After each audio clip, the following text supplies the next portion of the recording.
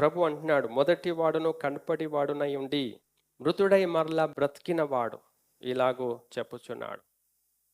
యోహాను సువార్త 1వ అధ్యాయం మొదటి 5 వచనాల్లో తేటగా రాయబడింది. ఆదియందు వాక్యం ఉండెను, వాక్యం దేవుని యొద్ద ఉండెను, వాక్యం దేవుడై ఉండెను. ఆ వాక్యమే శరీరధారి అయి కృపా సత్య సంపూర్ణుడిగా మన మధ్యకు దిగి వచ్చెను. ఆయన వెలుగై ఉన్నాడు, సమస్తం ఆయన మూలముగా కలిగెను, ఆయన మూలముగా ఆయన లేకుండా ఏది కలిగి ఉండలేదు. అయినను ఈ లోకము ఆ వెలుగును గుర్తించలేదు, స్వీకరించలేదు.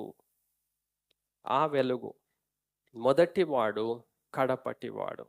చివరికి మనం పరలోకం వెళ్ళినప్పుడు సూర్యుని వలె ఆయన ప్రకాశిస్తూ ఉంటాడు. అక్కడ సూర్యుడు ఉండడు, ఆయనే వెలుగుగా ఉంటాడు. ఆ వెలుగు is the beginning and the end, is the first and the last. ఆ మొదటివాడు, కడపటివాడు. ప్రభు చెప్పాడు ఆ మాట, నేనే మొదటివాడు, కడపటివాడును. నేను చనిపోయాను, కానీ ఇదిగో నేను బ్రతికి ఉన్నాను, ఇప్పుడు జీవించుచున్నాను. జీవాధిపతి, ఆ జీవాధిపతి గురించి సాక్ష్యము చెప్పారు దేవుని భక్తులు, అపోస్తులు. ఇప్పుడు మనము కూడా ఆ జీవాధిపతికి సాక్షులుగా ఉండాలి. యేసయ్య ఏం చెప్పాడు?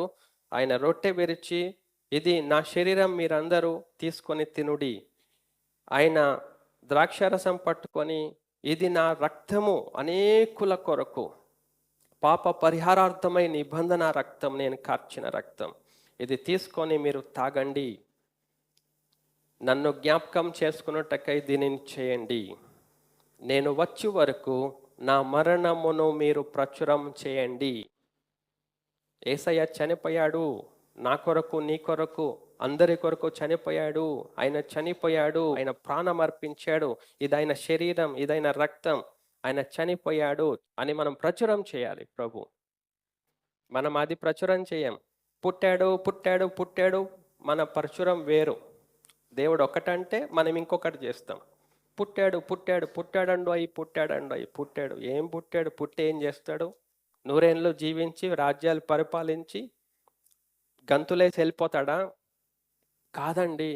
ప్రభువు ఆయన ఈ లోకములో వచ్చి ఆయన ప్రాణం ధారపోసాడు, చనిపోయాడు, మన కొరకు చనిపోయాడు, హింసింపబడ్డాడు, రక్తమంతా ధారపోసాడు, ఒక్క బొట్టు కూడా ఉంచుకోలేదు. ఆయన చనిపోయాడు, చనిపోయి 3వ నాడు తిరిగి లేచాడు సజీవుడై.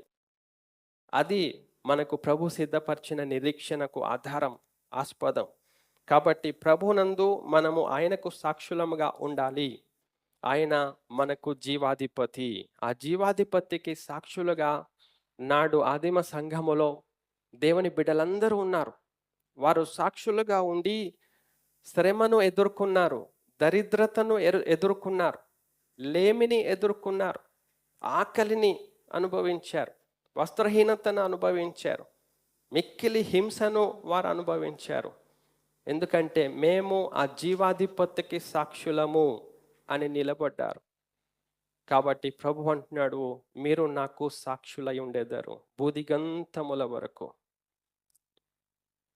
దేవుని శక్తి పొందుతేనే తప్ప మనం దేవునికి సాక్షులుగా ఉండలేం. ఆ శక్తి మనం ప్రభునందు పొందుకోవాలండి. పరిశుద్ధాత్ముడు మనకు నూతన స్వభావము అనుగ్రహించుట ద్వారా ఆ శక్తి మనం పొందుతాం, లేకపోతే పొందుకోలేం.